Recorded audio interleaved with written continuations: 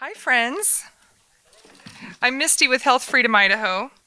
I'm hoping not to kill the love Jesus vibe up in here. This is good. It's so good. It's such a good vibe, and I needed that prayer.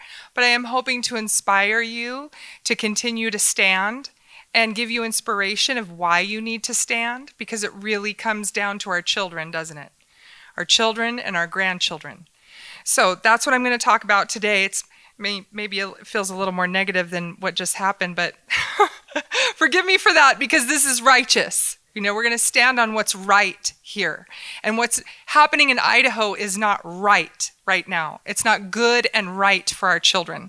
So I want to talk about Governor Little and what's brought us to this place, because I think we can get a little bit complacent as we're going about our day-to-day and we're seeing people, I saw a few people with masks on at the store, it's no big deal. But the fact of the matter is we're still in a state of emergency. That has not been rescinded. I like to call it Governor Little's spending emergency. So we know that's really not a state of emergency right now, right? So let's talk about how the government is out of balance. Does anybody know how to make this?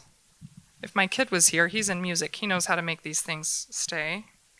Anybody know? Okay. Thank you. Okay. I don't want to be So let's talk about Governor Little. Idaho government is out of balance. All power has been lying solely in the hands of Governor Little. Thank you. The emergency declaration has time limits of 30 days with the option to extend it for another 30 days should the situation warrant. In order to get around these expiration dates, the governor keeps rescinding emergencies and replacing them, restarting the expiration clock. Emergency declarations allow the governor to suspend rules, not law, so remember that because I'm going to come back to it. Allows him to suspend rules, not law. And Article 2 of the Idaho Constitution is very clear about the separation of powers. We continue to operate under a state of emergency. We're past 500 days now. We're past 500 days now in a state of emergency, so he can keep spending that CARES Act money. The first declaration was declared on March 13th, 2020. And let's keep in mind that this has a 99+% survival rate. It depends on your age, so it's somewhere in there, but it's 99% plus survival rate. So this is not a state of emergency. This is not a pandemic. I know I'm being called a COVID denier, but the stats are there. I'm just following the science. So let's talk about the timeline.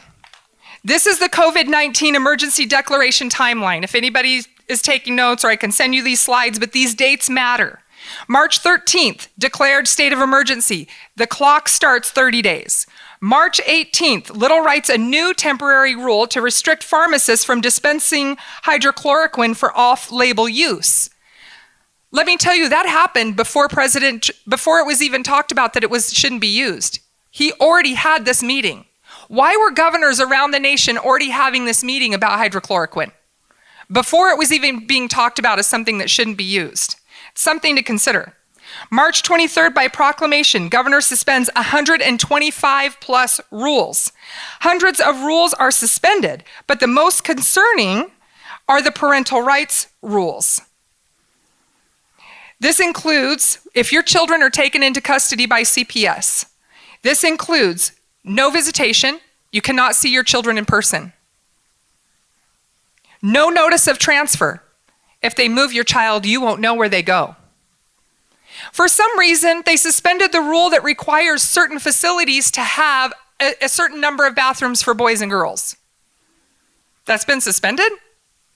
Because of COVID, if they're in a group home facility, they don't have to provide a certain amount of bathrooms for boys and girls because of COVID? Does that make any sense to you? 9 COVID hospitalizations in Idaho out of 1,818 hospital beds, representing a mere 0.5% utilization rate of hospital beds. That's when he decided to suspend all those rules. Does that sound like a pandemic or an emergency to you? Does that sound worthy of suspending your parental rights? March 25th, governor declares a state of extreme emergency, and that restarts the clock. State of extreme emergency on March 25th, invoking Idaho Code 46-601, the martial law and active duty chapter of Idaho Code. At that time, there were only 2 lab confirmed and 3 possible cases of COVID-19. Is that worthy of suspending your rights? Is that worthy of taking CARES Act money? Is that worthy of squandering your freedom and your children's freedom? Or not having access to your children if CPS were to take them? This is ridiculous. And this is what we're living under right now. Now, I'm going to circle back. Now I know who's watching the Circle Back Girl. About the laws. Okay, so Little extends the emergency declarations. This is on April 24th. And he waives more regulations. So have you heard him? Oh, Idaho's the most deregulated state in the nation. Thank you, Governor Little. Well, some of those things that he deregulated protect you.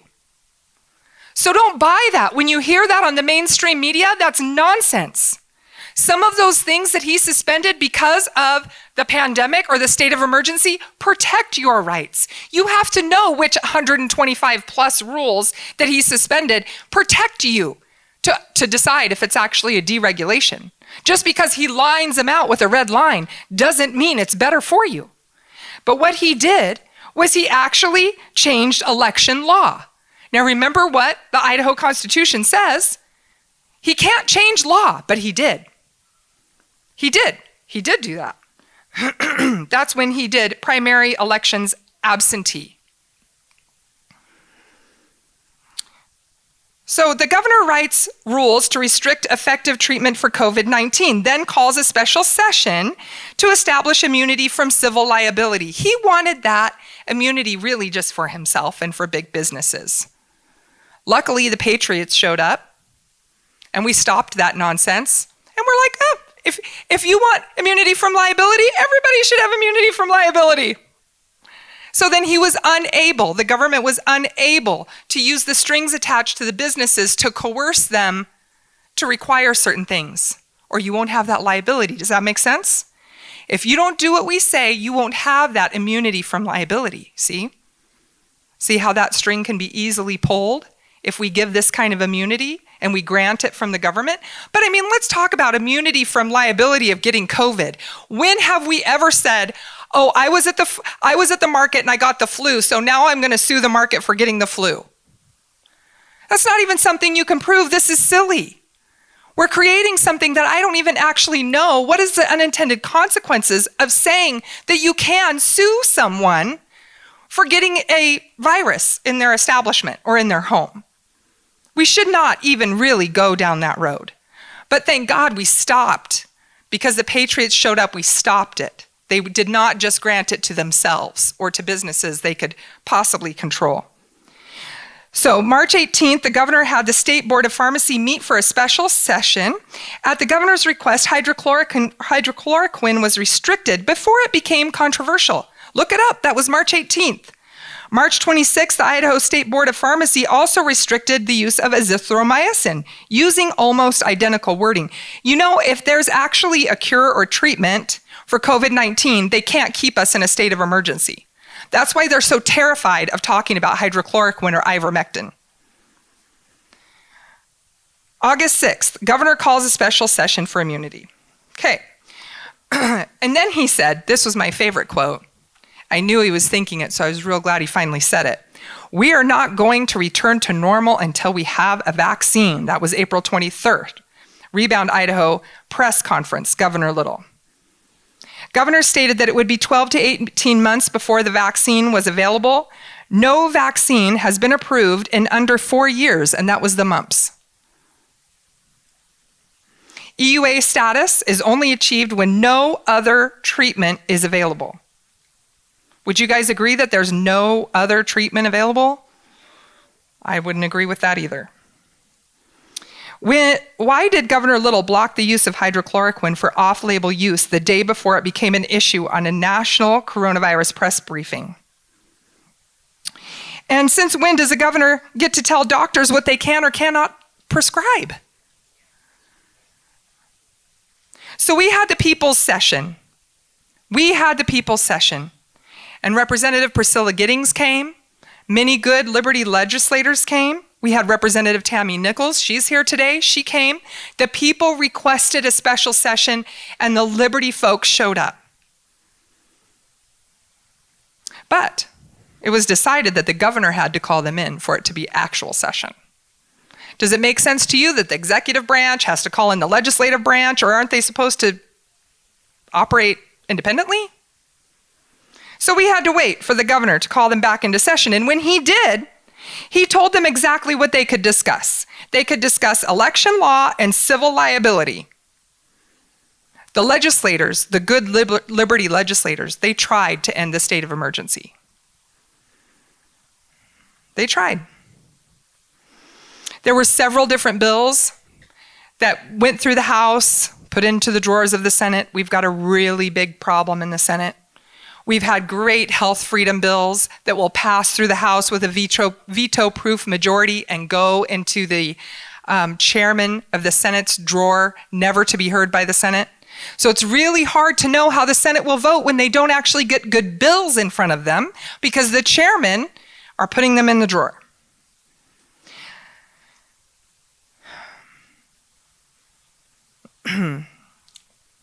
But we did have a win.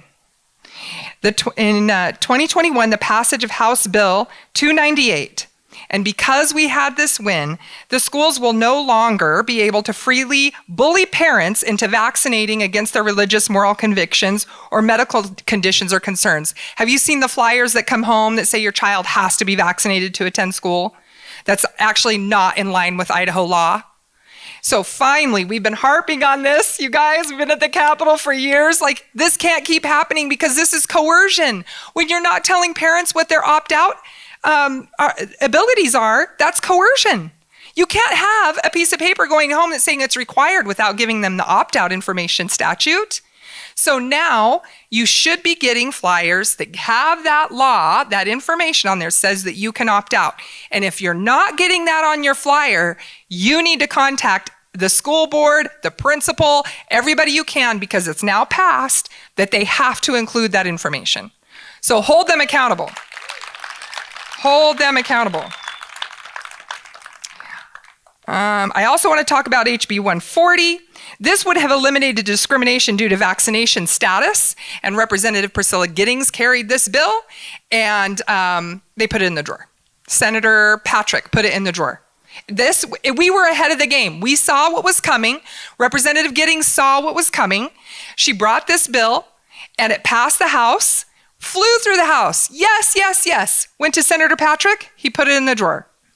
We could have avoided this whole issue right now with HB 140, because what we said was we don't want our tax money to be used to coerce vaccination. So any businesses that are co-opting with the state or federal government and receiving funds should not be requiring the vaccine. We don't want our tax money used for coercion. This could have been stopped ahead of time, but Senator Patrick put the bill in the drawer, and here we are. Okay, one last thing. I know I have 1 minute. We the people do not consent. All the power is in the people. Can you say that with me? All the power is in the people. You all have the power. You all have the power every single day. Do something active every single day to protect your liberty and the liberty of your children. And I'm not talking about keyboard warrioring. It's nice to raise education, raise awareness, and you can do those kinds of things, but that is not going to defend the republic. That is not going to protect your children. Do something every day. And for those of you who are running, God bless you and thank you.